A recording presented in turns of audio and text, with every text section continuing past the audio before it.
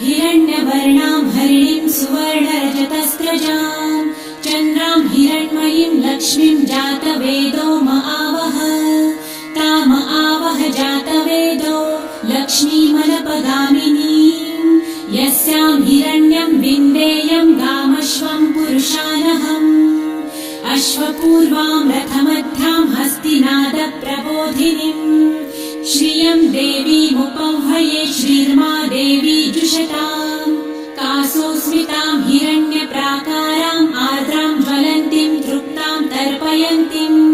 पद्मे स्थितां पद्मवर्णां तामिहोपह्वये श्रियम् चन्द्रां प्रभासां यशसा ज्वलन्तीं श्रियं लोके देवजुष्टामुदारां तां पद्मिनीं शरणमहं प्रपद्ये लक्ष्मीर्मे नश्यतां त्वां वृणे